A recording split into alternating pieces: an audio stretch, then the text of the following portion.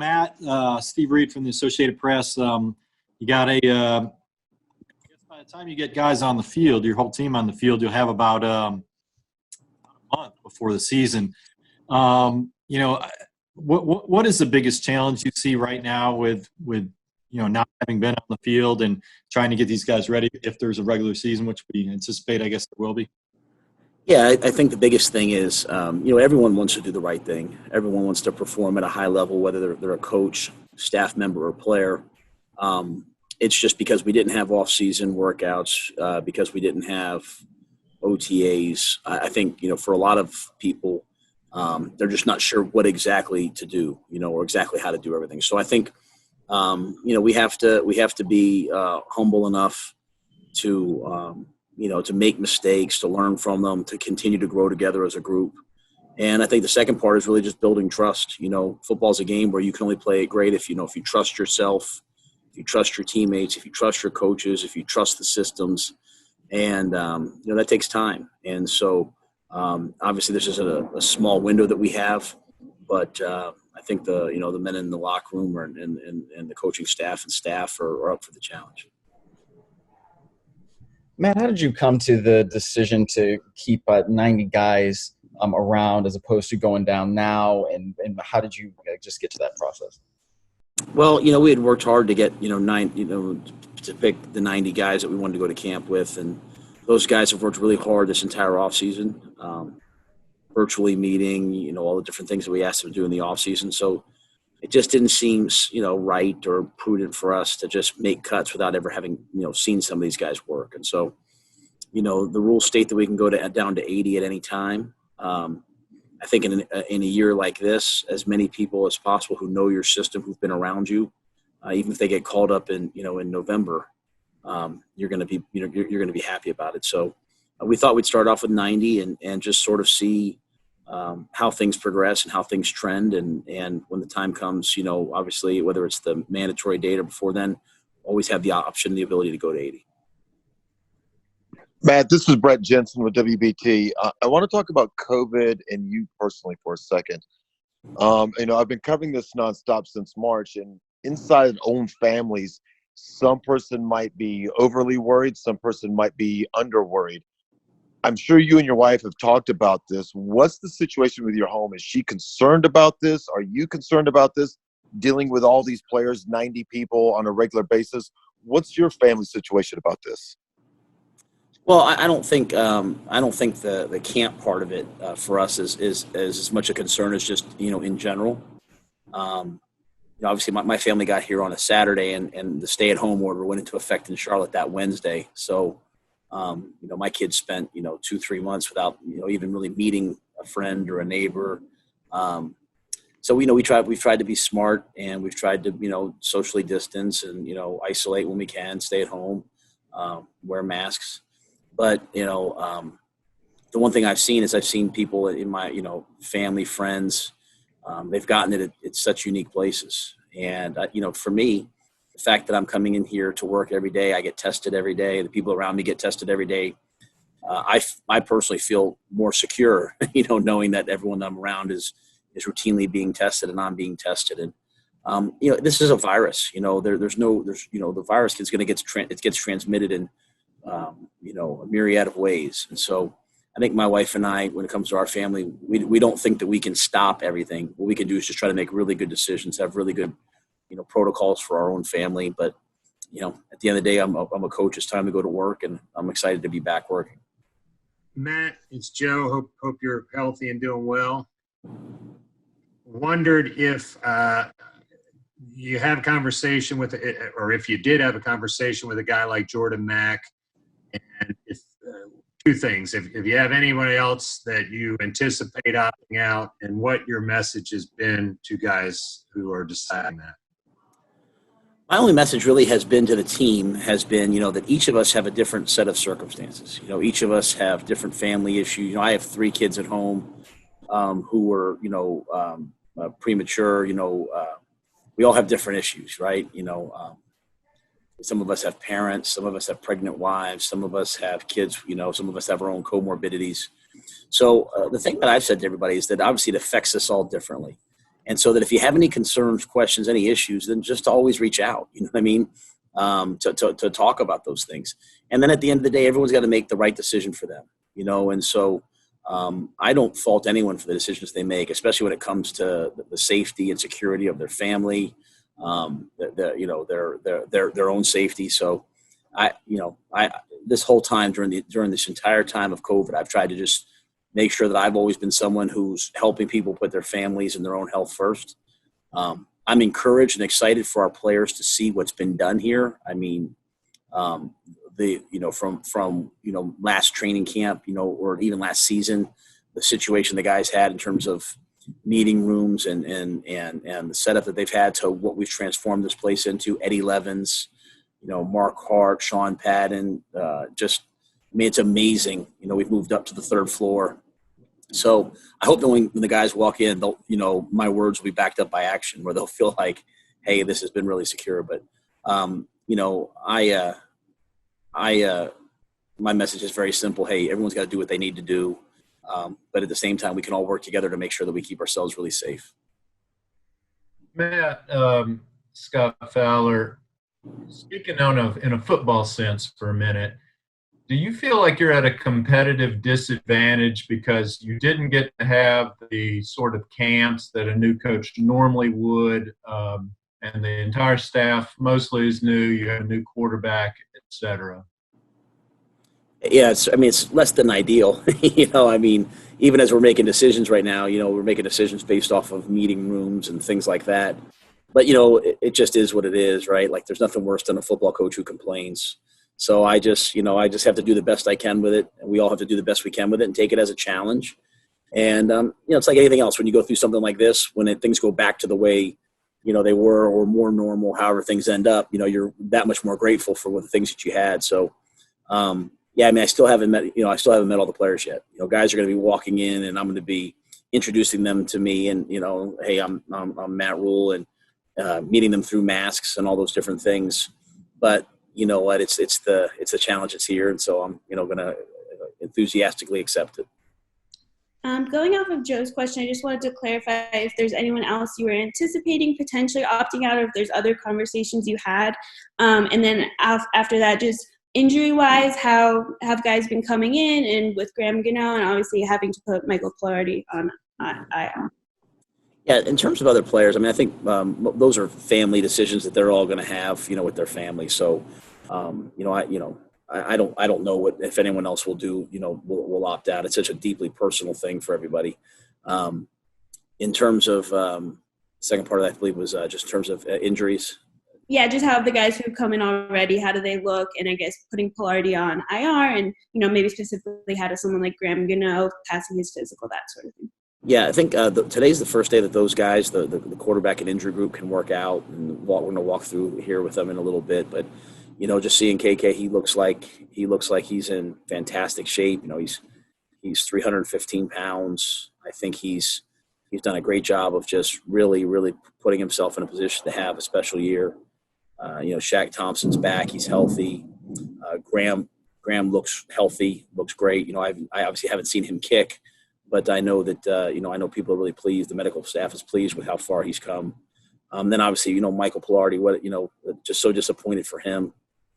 Just an amazing team guy, a guy that's overcome so much. And but I believe his best football is still ahead of him. Everything happens for a reason, and I know he'll hopefully come back, stronger and better in the future. Matt, this is Nick from NBC. Hope you're well.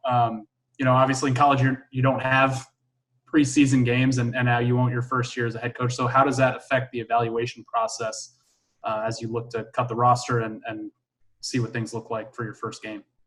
Yeah, I think the hard part is that there's always those guys that when they get into the games, either struggle, to bring what they do in practice to the game, or,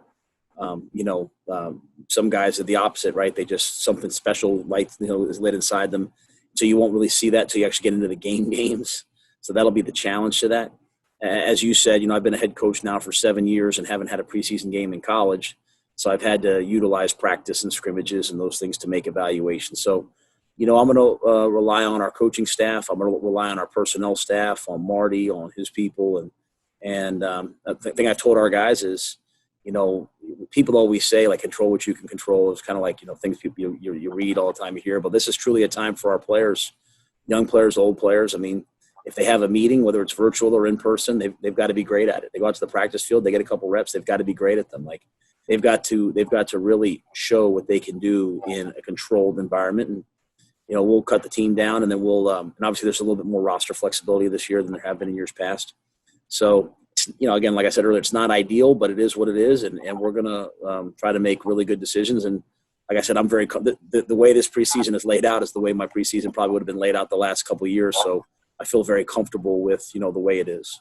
Matt, when you talk about the never having a preseason before and having to sort of get that game-like atmosphere in practice with your experience coming back from college, I'm just curious, what kind of tips or tricks do you anticipate bringing over? Is there going to be, something as simple as music there, or how are you going to try to simulate a game-like environment to get the most out of these guys? Yeah, I mean, I just think, it sounds so simple, but we're going to have to practice really, really hard. It's not like you're kind of like getting into the games and you're, going through a simulated game week and, playing a game on Saturday. I mean, we're going to have to really compete against each other, it's a little bit like the old days, and really see who can withstand that competition. And that's really what you want from a great team, right? Like, you want to go out there and you want to watch, Dante Jackson go against DJ Moore. You want to watch, Ian Thomas, go against Trey Boston. You want to watch, you get it. So I just think that our guys have to really respect the other guys on the other side of the ball. We have to practice at a really high level. And then, some of the things that you mentioned, trying to, maybe go in the stadium, maybe playing a little music, trying to create some distractions.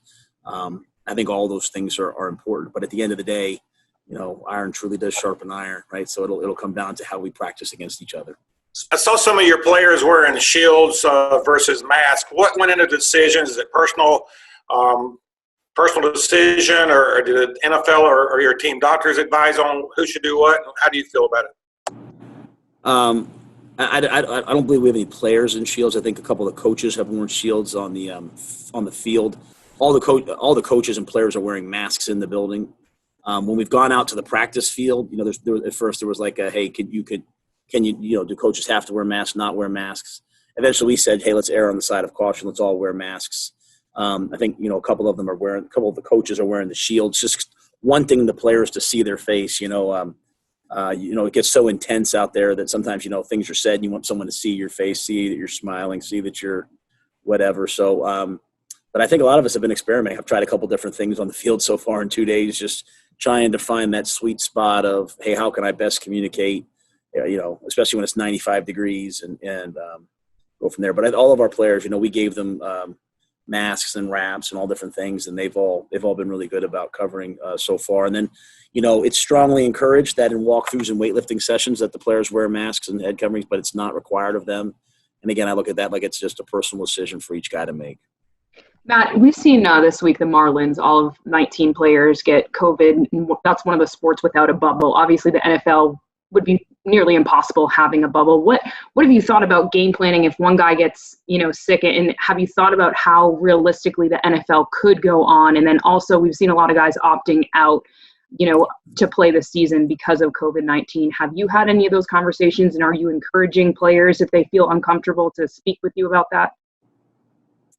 Like I said before about the opting out, like I've just told guys, like, each of us has a different set of circumstances. So, the worst thing is as a player, as a coach, when you feel like you have to make a decision between letting people down and your family, right? So I always want our players to err on the side of their families and their health. And again, that's personal to them. That's personal to the coaches. Everyone has to do what's right for them. When it comes to getting into the season, obviously the NFL has given us a little bit greater flexibility for the roster. And I just think it's one of those things where we're trying to, train everyone, truly teach them the system, and then trying to cross-train people, knowing that if someone's sick, someone's hurt, just like if someone's hurt, but if someone's hurt and now if someone's sick, hey, who else can do that job? Who else can step in? And so because we didn't have a huge off season, this isn't a time to really experiment a ton. It's really more the time to just train guys and hope and trust that our guys are going to do, make the best decisions possible. As I said, this virus, I don't know that you can naturally prevent it from ever striking someone that you love or someone that you work with. But we can make the best decisions possible. And really, two things that we can control are wearing masks and then, what we do on our off time, not being in crowded bars and crowded places and all those things. So if we all as a team, as an organization, can make the best decisions possible, we give ourselves the best chance.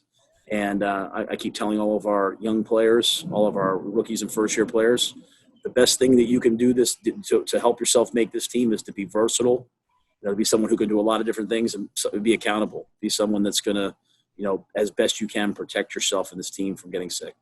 You talked about those first-year players and rookies and being versatile. How important are the guys that maybe are overlooked in other years and practice squad players this season, especially because of guys that could theoretically get sick on a Friday or a Saturday, and you're looking at these the practice squad players or other players that might need to step up in their absence?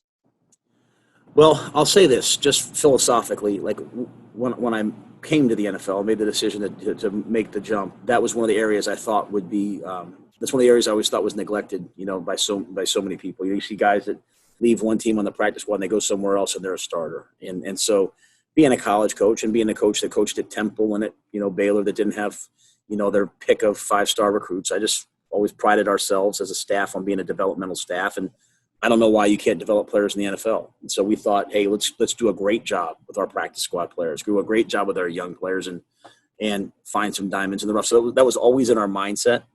Then with the new CBA, they upped the number from whatever it was, 8 or 10 to 12, I can't remember what it went from 8 to 12, and gave you a little bit more flexibility in terms of moving back and forth from the roster. And now going to 16, I think you have tremendous flexibility on the roster. And so you want to make sure on the practice squad that you have guys that you can develop for the long run that have a chance to be really good players. But this year, you also, I think, want to have versatile guys. You want to have guys that can step in on a Wednesday and are really about their business. So I've challenged our young guys. Our young guys are so far ahead in terms of knowing the system. We've met so much with them.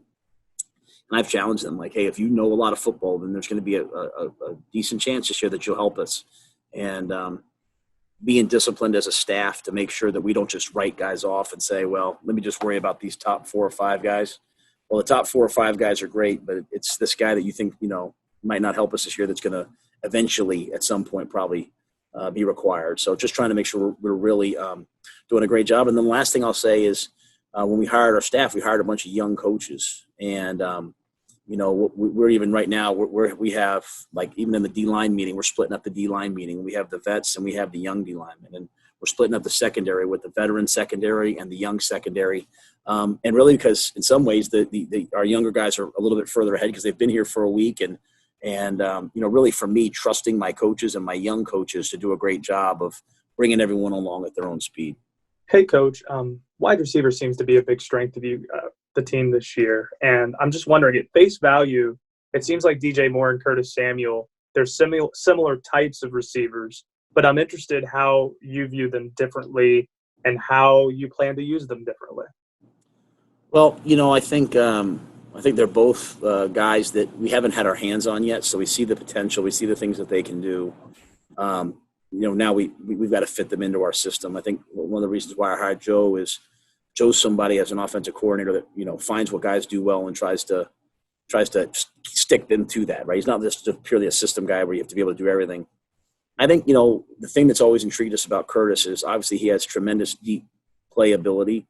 He gets behind people. Hasn't always been connected with, but he has the ability to run by people. But he's also so versatile. We see him as a guy that can be a running back. We see him as a guy that can be a slot. We see him as a guy that can be an outside receiver. So he brings to me kind of going back to his days at Ohio State, sort of a sense of versatility that we think can be fun, that we think we can utilize. And, I think DJ's got to take another step this year and go be like that dominant, physical, go-to receiver that, on 3rd and 5 you're going to, in the red zone that you're going to. And, take the matchup of their team's best corner and just dominate it. And so those that's the step that he has to take. Curtis, I think we have to do a great job of properly utilizing him, and I know we will. And you add in the guys that we're bringing back and signing, I think we feel good about that group. Hey, man. This is Jonathan Alexander with the Charlotte Observer. I hope you're doing well. Hey, John. Hey, so one question I had, the NFLPA says 70% of its players are at risk of severe symptoms of COVID-19 if they were to catch it, particularly offensive linemen and defensive linemen who have higher BMIs. I'm curious, what are your thoughts on that and whether that's something that has been a concern of yours? Well, I mean, I'm concerned about everyone that I work with and coach. I'm concerned about, I'm concerned about everybody. I'm concerned about the people that are downstairs that made lunch for us. You know what I mean? I'm concerned about everyone, right? And so I think, as I said, I think everybody has to make their own decision in terms of what they want to do. For me, I want to work. This is what I do. I want to come to work and I want to work. But I think what's required of all of us is, as I said, just to make sure we have the absolute best plan and protocols and process in place. And I think the testing so far, from my observations of the testing, I think have been, outstanding. I think that what we're seeing is that the testing works when someone's test positive. We're able to keep them out of the building. We're able to isolate them. We're able to keep them safe, let them recover. So, everyone has to make their own personal decision, but it's up to us to have really good processes. And as I said, I think the job that's been done here is fascinating, to move the entire football operation from the ground floor really up to the third floor, all the meetings, all the, giving everybody their own personal suite, own personal area. I just think, I don't know how many people were able to do what we were able to do because we have the stadium here, but I think we've given our players and our team the best possible chance to stay as healthy as possible. Matt, you mentioned just rookies and players coming in and starting to get them on the field. I mean, what have you noticed about their retention from the way that you guys did things in that offseason program with them? I've been really pleased with it. As I said, the rookies have been going through about 6.5 or 7 hours of meetings for a week now. So we've really, put a lot on them just to follow up from the offseason. Obviously there's always a step, there where you go from doing it on the board to being on the field and, having your cleats on, in the ground and having the pressure and the speed of it. And that starts to show up. And so my recommendation to the guys is, A, don't be afraid to make mistakes, right? Like, mistakes are good, when they happen now, when you learn from them. And just take a breath and relax. You're all good football players. You're here for a reason. Don't let the anxiety get the best of you. But I'm really pleased. And it's just now it's got to start to transition over to the walkthrough phase, then eventually into the ramp up practice phase, and then put the pads on. Hopefully we know our system well enough that it'll just come down to, physicality and effort and all that. Hey, Coach. This is Charles Arbuckle, ADSN. How you doing? Good, man. How are you? Yeah, I'm doing well. Hey, quick question for you. With not having the off season that you wanted to have, the OTAs, but having Teddy, who has worked with Joe Brady, how is that going to help this offense and get those guys rolling, because you have somebody that has at least experience of the offense? Yeah, I mean, Teddy knows it so well. And, he and Joe have just kind of a great relationship, a football relationship as a result of it, where they can talk about like level 3 and level 4 coaching points, because Teddy's been in it, he's worked in it. And the things that Joe's added or changed or brought, from college, Teddy's picked up on so quickly. And if you get to know Teddy, like, his demeanor is so good. I mean, he's all football that they seem like they're off to a great start.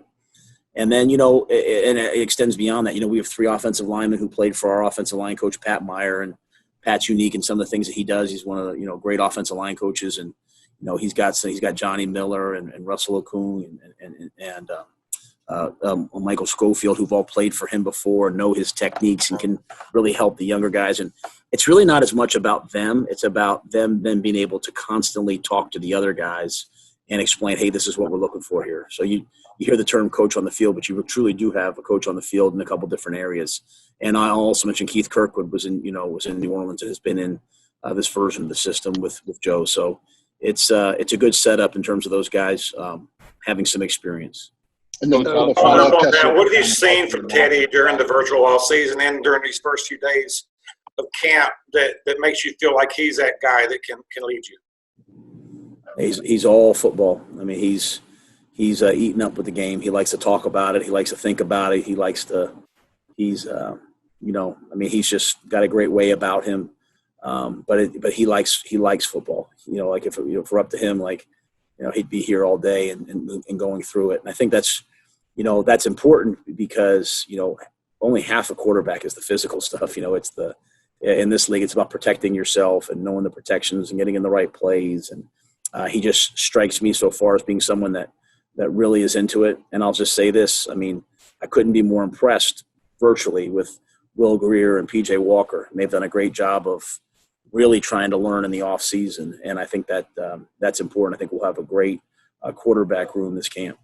A week ago, Coach, we were introduced in that stadium to the newest professional football team, if you will, in Charlotte FC. Do you watch soccer at all? Have you been given any Charlotte FC gear? I mean, it's the same colors. Well, they put this thing up behind me, and they moved. I had my flag, my Charlotte FC flag. They wouldn't tell me the name of the team ahead of time, but I love soccer. I'm a Juventus fan, and my son. So I mean, I love the World Cup. I love soccer. So I'm excited for Charlotte FC. I like what they did with the. I like the badge. I like the colors. I liked everything that they did. So I'm excited to become a fan. Coach, it's been a different offseason for specialists this year, and obviously you guys put Pilardi on the injured reserve. What was it about Joseph Charlton that stuck out to you guys that you wanted to bring him in, especially as camp rolled around? Joseph was someone that Marty, I think, identified way back, maybe when he went to the school call. He's got a big leg. Elite hang time. Just has the leg to do it, and so. We felt like let's get him in here and check him out and see what he can do. And, so far just, meeting him and watching him a little bit. Obviously we haven't been out there yet, kind of getting after it, but he's got the leg, he's got the ability. So we just have to, provide him the right environment where he can, get confident in the system. And obviously he won't have a chance to do it in a preseason game, but put him under some pressure and see what he can do. But, he's kicked in the SEC. He's kicked at a high level, punted at a high level. So we're confident that he has all the tools to do this. Coach, not to deviate too much away from the football at hand, but you mentioned being a Juve fan. Were you a fan before or after Cristiano Ronaldo signed there? I'm a fan because I still have a bunch of my family in northern Italy, and they're all fans, and so that would be why. So I love my purest form of soccer that I love is I love the World Cup, and I've always been a Team USA fan, but obviously then I've been also a Team Italy fan as well. So, and then my son and I have watched. There's some great. Is it Manchester City? The All or Nothings that they do where you follow those, and it's always cool for me. I love watching the All or Nothings, whether it's the All Blacks or soccer teams, just seeing sort of how they operate. So, so that's kind of my history. Hey, Matt, you were asked earlier about the disadvantages that you guys face in this weird offseason.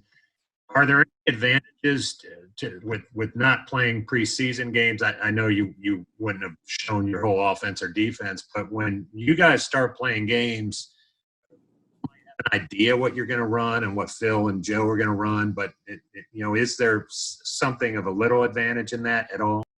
Yeah, I think, as you said, people won't have a real feel for, yet exactly who we are and exactly how we're utilizing different people. So I think that is obviously something that could in some way help us.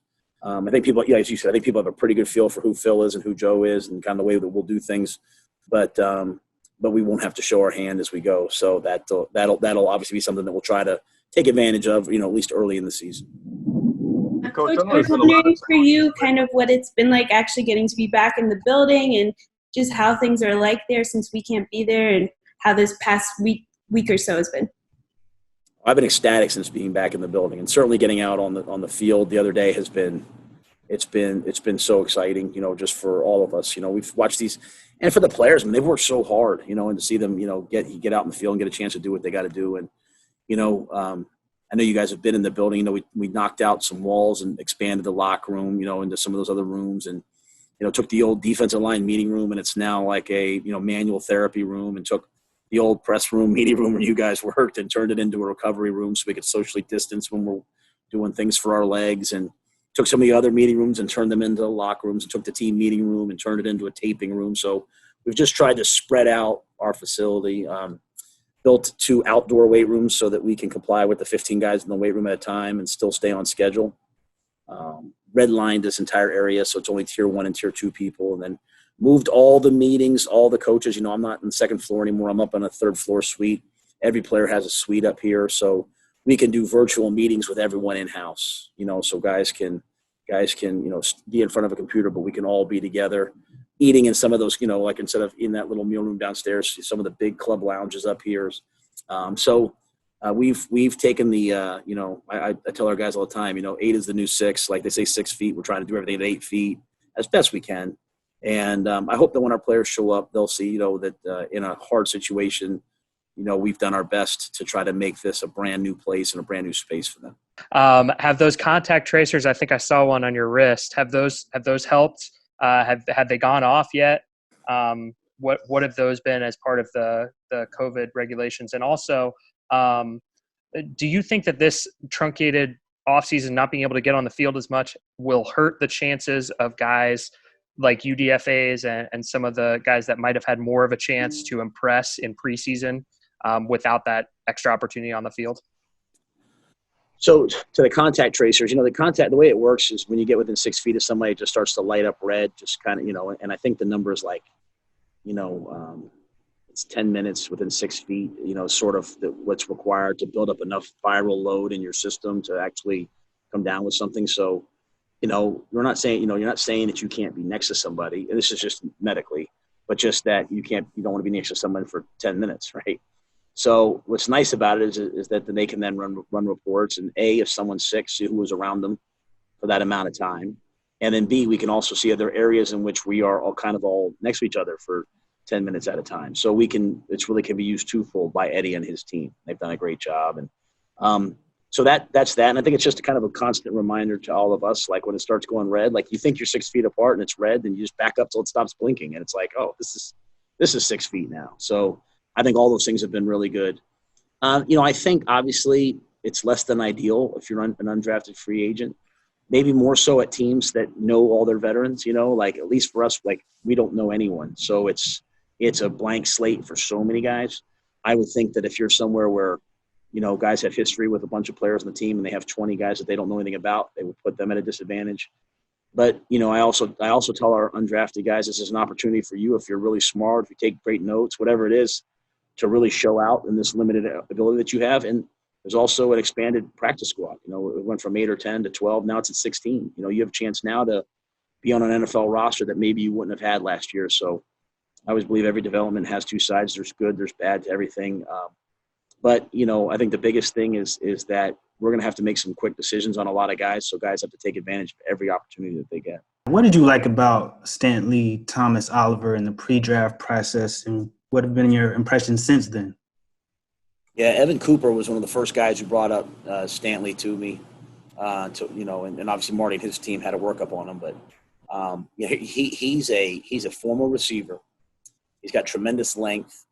He can really run, and he's just new to the position. And you get to know him. I think one of the biggest things being around him, he's so coachable. He's so humble about, hey, I want to learn this and do this at a really high level. And as always at corner, when you have great speed, you have great confidence. So he's big and he can run, so he has that confidence. But he's also humble enough to try to learn as much as he can about playing the position at a high level. And so he, to me, is exactly the kind of player that we think we want to build around, a guy that we can develop, and that he's going to be good now, but he's going to have a chance to be really special as we move forward. And how fast that is up to him. But I've been really impressed with his process, the way that he take notes, and then going out to the walkthrough so far. He's someone that's coachable. And that's really half of this thing, is if you'll listen and take instruction, you have a chance to be really good. So I'm excited to see what he can do.